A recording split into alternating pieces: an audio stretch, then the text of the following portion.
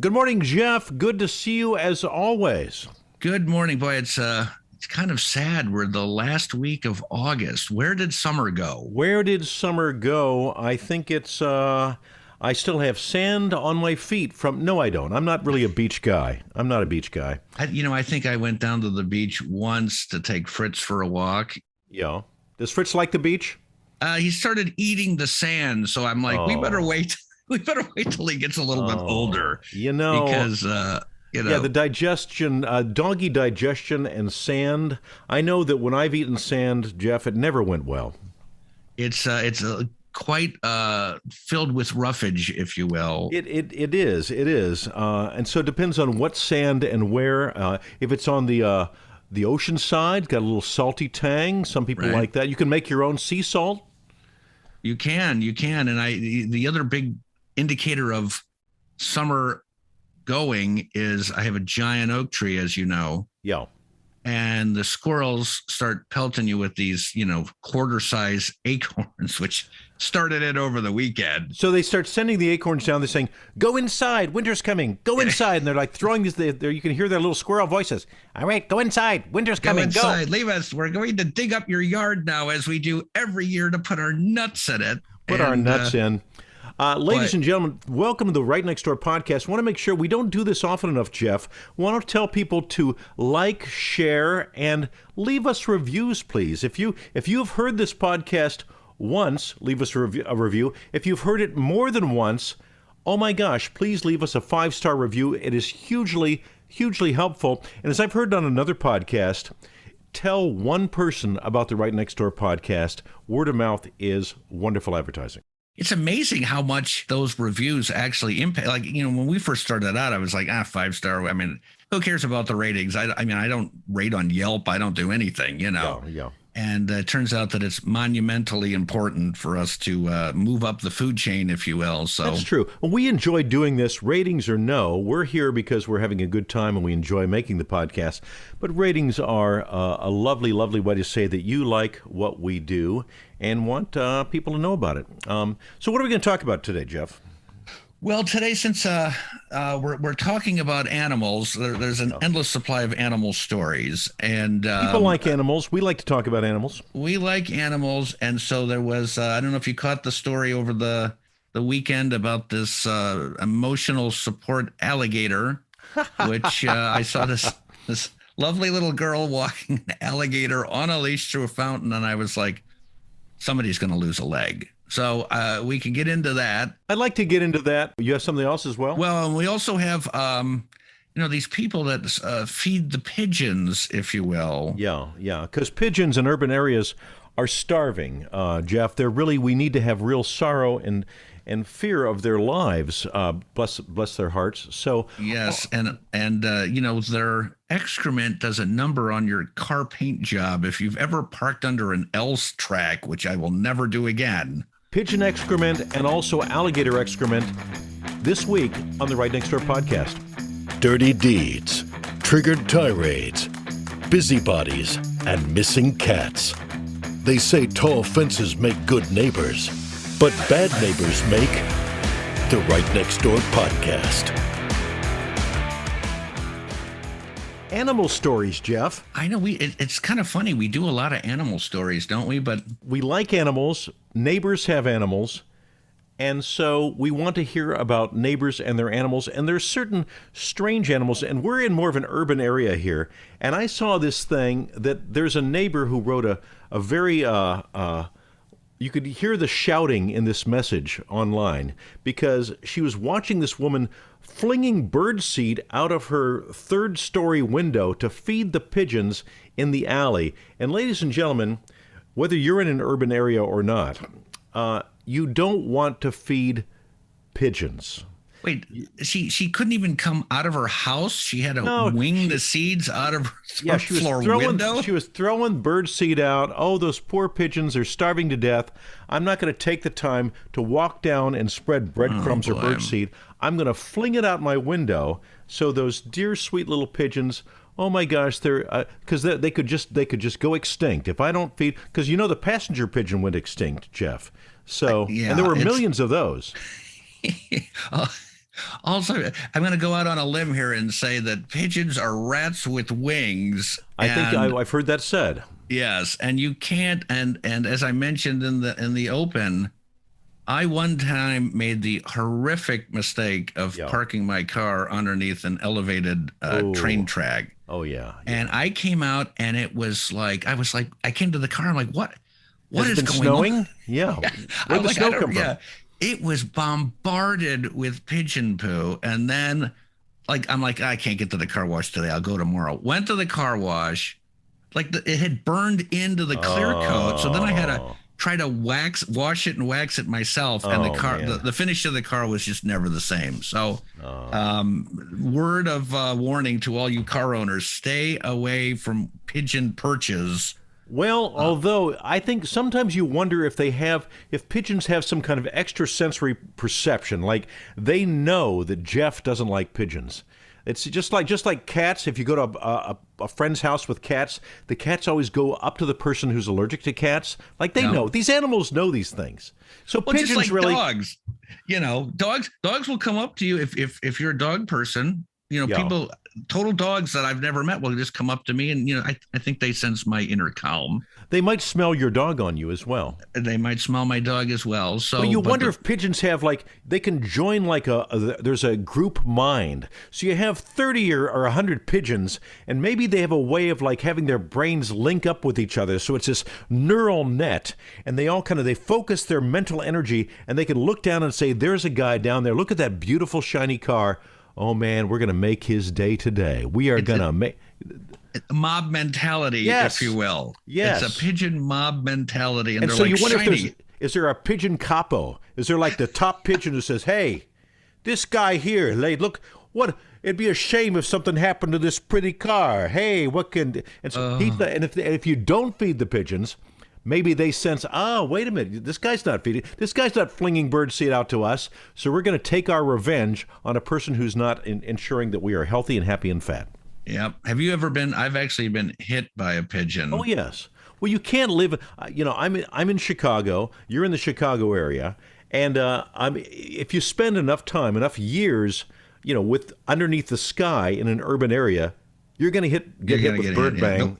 The worst is when it gets in your hair. It's one thing if it's on your shirt and you can just, what. But once that is in your hair, it is just ghastly. That's one of the better things about starting to lose your hair. We're a couple of older guys, so you can just take a paper towel and just wipe it right off. Just wipe it shiny clean and one or two wipes and you're good to go, Mr. Clean. Yeah, if it's in your hair or you're going out, you and your mate are all dressed up. Your partner are dressed up for the evening, and she looks great, you look great, and you're wearing a suit and tie, and then bam on the shoulder, and oh boy, that's just not good. Well, and the ancillary effect of feeding birds is you're helping the rat population. Oh yeah. Everything I've read, you're not supposed to have bird feeders because year round you're essentially you're feeding the birds, yes, but you're also feeding the godforsaken rat and field mice. Now, Jeff, I'm going to push back on that. If you're careful about your bird feeder, you put it in the right place, and you have the right kind of foliage around, there are songbirds, there are migrating birds in certain areas that love to have some bird seed. You just have to make sure, you have to keep an eye on it, make sure it doesn't fall down to the ground where the rats can get it, where the pigeons can get it, where so you have to be a little careful. Well, I'm a bird lover. I have 2 bird baths, which I'm not even supposed to have that because the water attracts rats as well. So I too am an offender. But my neighbor has 3 bird feeders. Huh. And I'm going to tell you, just from firsthand experience, birds are messy eaters. Yes, they are. They fly in there. They start pecking away. Seeds go flying. And you know what? They don't clean up after themselves. Well, they're animals. They're animals. They're just. You ever have a dinner with a bird? They got their little beak in there. They're throwing stuff around. They're throwing stuff. Unlike a dog, which if a morsel falls out of his dish, he's eating it and he's licking the floor clean. So you don't even have to work. You don't need a Roomba if you have a dog. If you live with a bird, that bird's not going to lick the floor clean. Do birds have tongues? I don't know. I don't know. They might. I don't know. I think parrots do. Yeah, I think Because I've seen them with their beak open and that little tongue comes out. Yeah. So, But hard to grasp things with a hard bill, I would imagine. Yeah. Oh, reminds me of the joke about the duck. The duck comes into the pharmacy and wants some lipstick. The guy says, "Wait a minute, lipstick? How are you going to put on this lipstick? You don't have any hands, and how are you going to pay for it?" And so the duck says, hey, "You know what? Just put it on my bill." Oh boy, good Lord, that's not the reason, ladies and gentlemen. That's not the reason you come here to the Right Next Door podcast. We're trying to get 5 stars. Oh wait, is not a 5. That's a 1-star joke. Oh no. Oh man. My apologies. Well, it is one of those things because we have cardinals that come every year. Yeah. And I mean, the cardinal stays all year, but he kind of disappears. Like I don't see him very often in the winter, so I'm not exactly sure where he goes, but I don't think cardinals migrate. You ever go to Rome? Boy, you're going to run into pigeons there. I got to tell you, Venice in particular, St. Peter's Square in Venice, holy smokes. And this is a neat transition. You have all that water in Venice. Are there alligators in the water in Venice? There are not, and that nice segue, Darren, into our emotional support alligator story. So if you're going to take a trip on a plane all the way to Venice, you're going to need an emotional support animal in the plane with you. Yeah, absolutely. Well, I mean, you remember that crazy lady that tried to get on a plane with I think it was a peacock, and she was not admitted on the plane with said bird. Peacocks are loud. Well, I mean, they're giant. How would you? It's like trying to get on the plane with like a mule or a donkey or something. I mean, people, the problem is, and I think that the airlines thankfully have wised up to this, quote unquote, emotional support thing. Because, I mean, the next thing you're going to hear is, I carry a .357 Magnum. It's my emotional support gun. Yeah. My emotional support protection piece, So, I mean, it started out. So we can't rag on this guy too much because it turns out the guy has cancer and he actually runs. He doesn't run on an official. From what my understanding is, he takes in reptiles into his home, and apparently in Pennsylvania it is not illegal to have alligators or crocodiles, which is pretty surprising to me. You think the Florida Everglades, but you don't think of Pennsylvania as a hotbed of alligators and reptiles. But I guess they can live anywhere, That's the wrong place I would think you'd want to send a rescue alligator. Yeah. But for whatever reason, he bonds with this little gator that's now not so little. And the video I saw in the news clip and then later online is like you got this little girl in a swimsuit with the alligator on a leash walking through a fountain. And I'm thinking to myself, okay, this is like, do you remember, I don't know, several years back where the lady had a chimpanzee and then the chimpanzee just snapped and like nearly killed her. And I mean, that was just a horrific story. It was. And I'm thinking to myself, okay, well, alligators like date back to the dinosaurs. They do, and their brains are the size of like what, like an acorn. I mean, I don't know, but little girl walking alligator potentially doesn't end well. Anybody in that fountain could have been lunch for this gator. And again, there's a lot of fountains in Venice. No alligators in Venice, as far as we know. Well, there might be because doesn't Gucci make alligator loafers or something and luggage? So they're so dead alligators, skinned alligators, and emotional support alligators. So what kind of you think something that gives you emotional support? Wouldn't you want it to be cuddly, like an emotional support? A kitten or a puppy or a dog or even a mule. Although that's hard to get on an airplane, but an alligator. I mean, you look into those reptile eyes and you see, he really cares. He really cares about me. He's giving me emotional support. He's there for me. I'm going through a tough time today, but I look into the eyes of my emotional support alligator, and he gives me what I need emotionally to help me through my difficult day. Yeah, I don't really understand that. I mean, the article I read about this guy is he said when the alligator like looks at you, he's asking for a kiss. Okay. And I'm like, well, maybe he's asking for a kiss from you, but for everyone else, he's sizing them up for lunch. Yeah. And so, and this guy, our heart goes out to him. He's struggling with cancer. So maybe if you have emotional support issues, if you have like a slight emotional support problem, maybe then you have like a kitten or a dog, and then you have a little more difficult emotional support issue. You have like a badger, and then it just goes up. The more emotional support you need, the tougher and more dangerous the animal needs to be to really. I don't know. I mean, is there a scale of emotional support? He sleeps with this gator, which to me seems, and there's a photo of him driving his car with the gator, not even riding shotgun. It's in like the place where you'd put your coffee cup.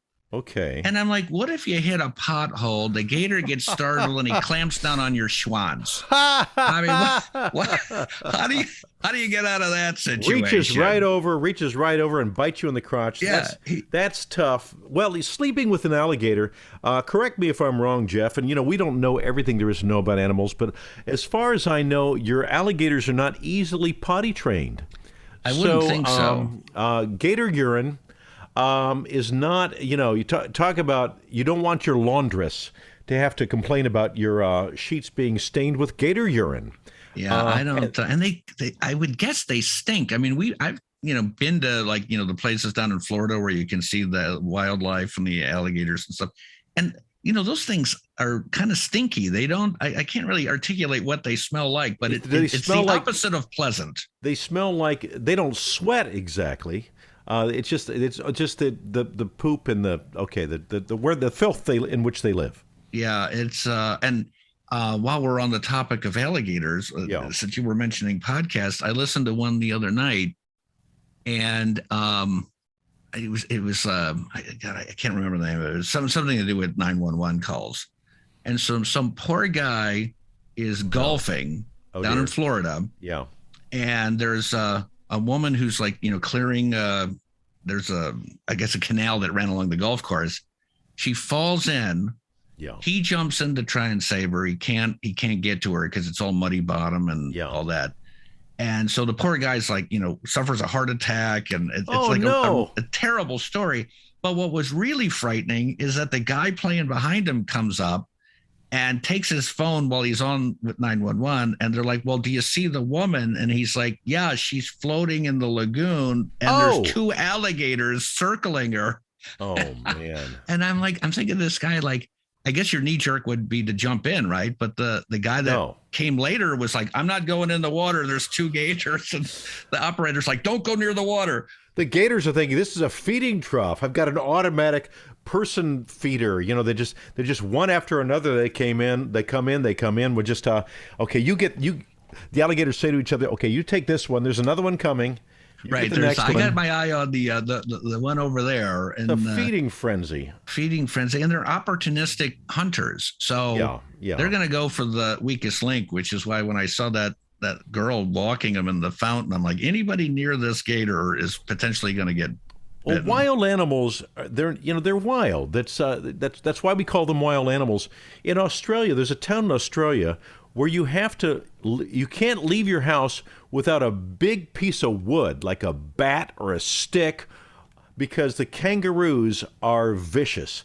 These hundreds and hundreds of kangaroos, and these are, it's a kind of kangaroo called grays or something grays, and they're like, 3.5, 4 feet tall, and they're strong. If you look at these things, they've got these muscly chests, and they've got these sharp front claws, and of course they're hugely muscled back legs. And if you look up kangaroo infestation, kangaroos in Australia, there are many videos of people trying to fight these kangaroos. They're hugely fast, very strong. So I think that's one of the many reasons I live in Chicago, Jeff. I don't run into much animal difficulty in my 3rd floor apartment here. Right. I have seen kangaroos during mating season, and they do like kangaroo boxing, and I can't even imagine being a human trying to get out of that kind of situation. But I'm just glad. Yeah. I was going to say, even when you go through like those lion country safari things with your car, And then you've always got, it says, don't feed the animals. And then there's always somebody that rolls down the window and they're like, look, an ostrich. And then the ostrich is like attacking little Johnny in the back seat. I'm like, what part of don't feed the animals is unclear? And that should be clear to people in urban areas as well. For everybody listening to this podcast, do not feed the pigeons. The pigeons are going to be just fine without you. It's just not a good idea. If you're feeding the pigeons, you're feeding the rats. These are not endangered species. My mother had a problem with a squirrel years ago, and she said, "Oh, what can I do? What can I do about this squirrel?" I said, "Mother, not an endangered species." Okay, I understand. And she knew that meant, Mother, the squirrel may not be long for this world. It's interfacing with humans, and the squirrel, maybe it doesn't know that it's in trouble, but it is. I have read posts which kind of make me crazy where, they'll have mice in the house with little kids. Yeah. And they're like, well, how can we humanely trap and release them? I'm like, they're rodents. You don't trap and release a rodent that's potentially going to injure your child via its poop. Yeah. You want to terminate with extreme prejudice. Now, Jeff, there are listeners out there that are soft-hearted listeners that have mice as pets, that have rats as pets. Well, a pet is different than a wild. I mean, mice are like roaches. If you see one, there's, likely, 50 to 100 more of them running around. I wonder how many of our listeners have pet roaches. Can you have a roach as a pet? Can you have... you could have like Madagascar hissing roaches. They're these huge roaches that you've seen in movies that are 4 inches long. I know those actually can be pets. I can tell you, having lived in the City of Angels, I have a very strong aversion to roaches. I rented an apartment that it was my first apartment out there. So live and learn, right? Because every place else I rented after that, I did a roach examination. So I move into this apartment. Yeah. And, fill up the kitchen with food and get, I'm still got my stuff in bags. And so it's like in the evening, I don't know, 9 o'clock, 10 o'clock, it's dark outside. I flick on the kitchen light and it was like a sea of roaches scattered. Yeah. And I'm like, oh my God, this place is totally. So I did the roach motels. That didn't work. I called the landlord. I'm like, you gotta, and then they would spray, and then everything in your house reeked of roach spray for a week. And so it was just, it literally got to the point that the roaches were so bad that I had to take my food and my cereal and stuff, I would put it in the refrigerator because that was the only place they couldn't get into. And then I put all my dishes and flatware on the top of my table and sprayed the legs with Raid so that they wouldn't go up the table to get to the dishes. Well, Jeff, this is, I was a young starving actor at one time living in less nice places than I've lived for many years now. And we deal with that. We deal with that in urban areas. And I had my share of growing up around about the six-legged creatures. And you just learn to live with that, and then eventually you graduate to cleaner living spaces. But it just I know. I was scarred. I'm scarred to this day over that roach incident. And you're so scarred. Let me just suggest something here, Jeff. You're so scarred. I think you need an emotional support animal. If you go into a place where there might be roaches, I think you need to carry along an emotional support. That eats roaches, an anteater or something. A bird, maybe a pigeon. A pigeon would eat roaches, and so if you had an emotional support pigeon, if you ever went into a roach-infested place, I think we've kind of come full circle here, Jeff. I think we've found a solution to your roach phobia. That's interesting because I don't know, would a pigeon eat a roach? I don't know. I think we're going to investigate that and maybe sell that kind of pigeon to our urban friends. Yeah, that's speaking of one animal taking care of a pest. A lot of people are into this bat thing all of a sudden. And I can tell you, bats might eat a lot of mosquitoes, but until you find one of those buggers in your house at 3 a.m. running around It is not a pleasant experience. Well, And bats are great. I'm a bat fan. you are No. fan? Yeah, I Are do we love going back bats. to your cup collection? Does My this Batman have- collector cups. No. Bats are really, really good. We need to be good to bats. Don't use a tennis racket to remove a bat from your home. Throw a towel around it and then take it outside somewhere. If it happens to get in, it's just confused. Bats are our friends, and maybe you should have a bat as a pet. And again, I think bats eat insects. Maybe you need an emotional support bat, Jeff. All right, there's a small flaw with that premise, and I'm going to tell you what it is. Okay. Because the bat is able to suck your blood without making a mark that you can even see that you have. So if you're exposed to a bat, you're supposed to automatically go for rabies shots, and the only way you don't have to get the rabies shot is if they can test the bat. So my bad experience was, because I had a child in the room with the bat, was to terminate with extreme prejudice. Oh, okay. And then I gave it to the county, who then tested the bat. And that, well, not to get off on a tangent, but the county was so dysfunctional. I still, to this day, I'm not 100% sure they tested the right bat. Well, this you gotta little make guy sure. comes up in his little truck, it's like Ace Ventura, right? He comes up, he's like, "Where's the bat?" And I'm like, "It's right here." And I give him the bat. He throws it in the backseat of the truck, and he goes, "We'll call you if it's hot." I'm like, "Does that mean?" I'm like, "Is that Ace Ventura speak for if it has rabies?" If the I'll get a bat is call. hot. So, Well, yeah, so okay, so you got to be, but honestly, there are not that many vampire bats. Vampire bats are a kind of a subset of the bat world. So there are not that many vampire bats. They're not going to get in your hair, and if they get in my hair, as we've already established, my hair is so thin that I could just kind of wipe it right off with a paper towel. And so. Just wrapping up here, Jeff, animals, you're going to want to stay away from the wilder animals, and you're going to want to support animals that are the adorable, cuddly animals. If you're going to get a support animal, let's bring this to another place. If you want a support animal, what about a support pigeon? Because you can always find a support animal pigeon, right? And so maybe if each of us had a support pigeon on the airplane, you could have one for each person on the plane. wait, on the airplane? Where do you need your support animal, Jeff? I don't know where you need your support animal. You know what? I got to tell you something. If you need some sort of weird animal to get on a plane, you might want to consider driving. I mean, that's my stance with this whole emotional support nonsense. If you can't get on a plane because you're like such a wreck, it's time to train, bus, or drive. You heard it here, folks. I think Jeff has the right solution. I'm thinking emotional support animal, maybe the most convenient one that you can locate, for example, a pigeon. Jeff says no emotional support animal. Just get on the darn plane or drive there and save your money. And save your money. Yeah. I mean, I don't even fly with my own dog. So, and I love my dog. So it's you need an emotional support animal just to deal with the pain of being away from your dog, Fritz. Yes. It's just one of those things. And for the record, I don't have any problems with bats unless they're in my house.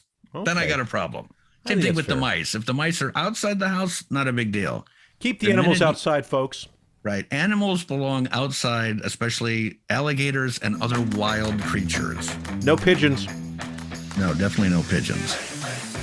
You have a neighbor who's driving you crazy. Tell us about it. RightNextdoorPodcast@gmail.com. The Right Next Door Podcast is an unscripted production of Eversharp Media, which takes a satirical look at local news coverage and social media. The material, views, and opinions expressed are not necessarily those of the talent, guests, or the production company. Celebrity voices impersonated, including this one.